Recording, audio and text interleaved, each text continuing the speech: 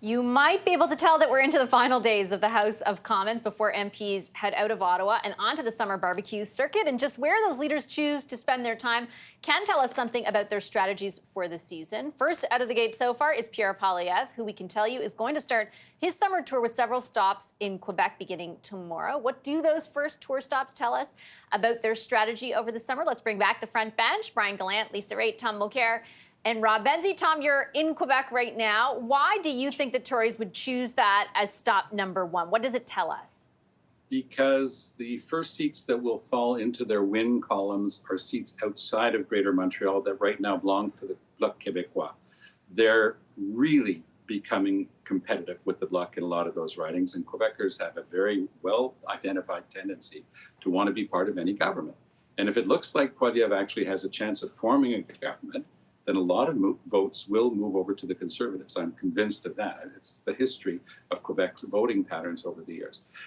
Poilievre himself has still got a lot of work to do, especially with women voters in Quebec, but he's doing a good job. He's out there constantly. He's projecting a positive image. His wife is not only, Pierre Poilievre is fluent in French by any definition, but it's not that French. It's not the French that connects, at the very visceral local level. His wife speaks like pure 100% local Montreal French. We call her and her people of her generation with her background, children of Bill 101, Quebec's language law that steered kids into the French sector. She's fluent, and she really does an amazing job in front of a camera. She's very solid, so she will be front and center for a lot of these events. This is a get-to-know-you tour. Poilievre is, I don't think, going to be white hot as he often is in the House. He's going to be trying to charm people, and he's not going to be charming them if he's screaming about how bad Trudeau is. He's just going to talk about his common sense stuff, his basic pitch that he's always using, pocketbook issues, going back to basics, what's worked for him and put him 20 points ahead. He's going to be doing that across Quebec. He's got a very good chance of breaking through in Quebec in the next election because the Bloc, as I say, the Bloc vote is a parking lot.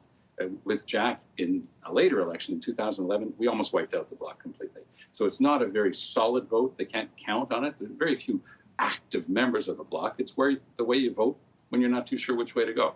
Yves-François Blanchet knows that better than anyone. He pretends it's not the case, but he knows it to be the case. And he's very nervous about the arrival of the Conservatives under Pierre Poilievre. So yeah, starting Monday is Saint-Jean-Baptiste Day, the national feast day of Québécois.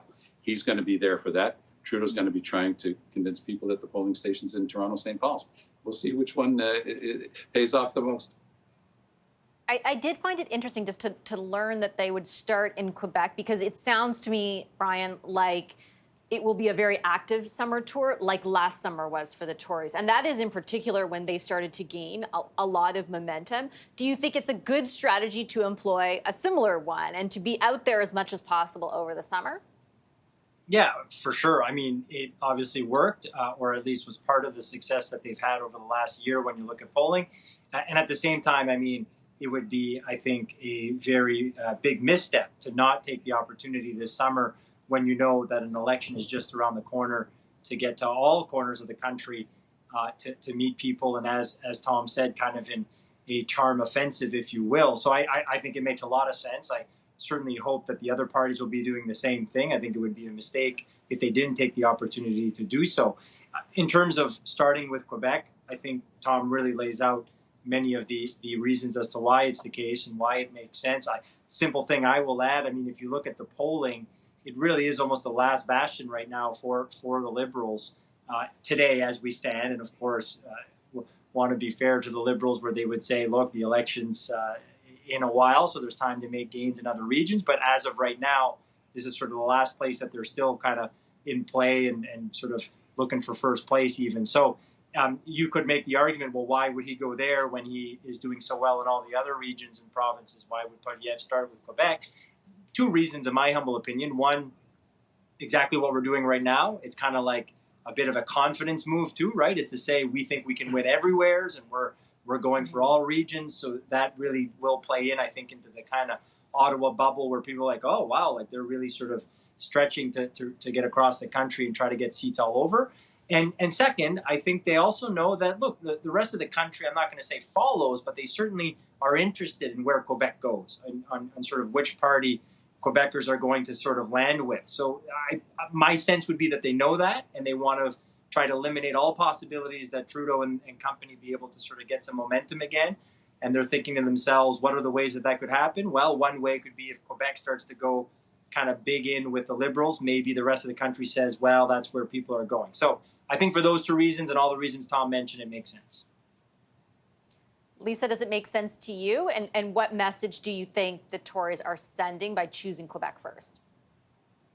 Well, it makes sense. Like Tom already pointed out, Saint-Jean-Baptiste Day. Look, there are two events that kick off this summer for politicians. One is Saint-Jean-Baptiste Day. The other one is the Calgary Stampede. So you try to fit it all in and get to all the places. Pierre's wife is from the Montreal area. It's good for the family. But you know what I think is really interesting? July 1st is moving day in Quebec.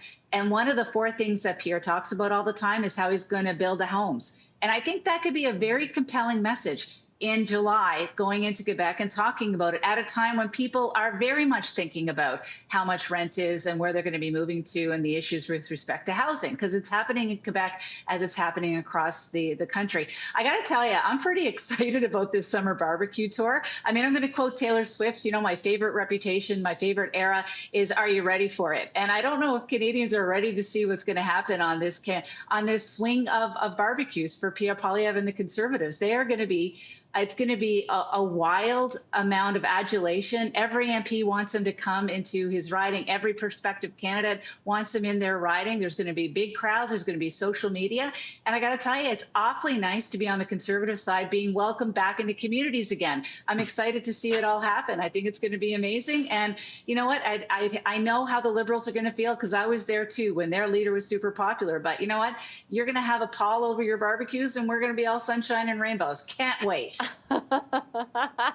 Okay, let me ask you then about exactly what Lisa just said, Rob, because the Liberal on our panel last night, the wonderful Dan Moulton, said that his advice to the Liberals would be keep the leader and the deputy prime minister out of the public view, you know, to a certain degree, like don't have them as front and center as Pierre Poilievre, but he didn't think that they were going to listen to that advice. What is your anticipation? Do you think the Liberals will be going as strong as the Conservatives at every barbecue, or will there be, you know, a little bit of a sort of receding of the public view, the public-facing stuff? You know what, Vassy? I think a lot depends what happens a week from now. If the Liberals win St. Paul's by 15 points, Trudeau will be emboldened, even though that's a lower result than the last three general elections. But if it's close, then he's wounded, and maybe people don't want to see him, and it's strange. I think I think for the greater good of the Liberal Party, it probably would be wise for him to step aside, just because so much of the anger is directed toward him. But we have seen in everything that he said in the last few months that he has no intention of stepping aside. He loves campaigning, and he is good at it. I mean, he's won 3 elections in a row, and albeit only one majority. But he's a pretty effective campaigner. That being said, all of the signage, the graffiti that you see around the country that is aimed directly at him, it reminds me of when I was a kid and you saw that same sort of anger aimed at his father. It's just visceral. I saw it also when I was a young man, aimed at Prime Minister Mulroney. Yeah. It becomes personal, and people just get irrational. So at a certain point, the Libs may want to lance the boil and you know, pick Dominic LeBlanc, pick Melanie Joly or Mark Carney or someone else who's just not so viscerally. There's that visceral feeling by Canadians toward them. But again, let's see what happens next week. Yeah, we'll wait, and we'll look forward to reconvening on Tuesday. Thanks, everybody. Really appreciate it. Brian Gallant, Lisa Ray, Tom Mulcair, and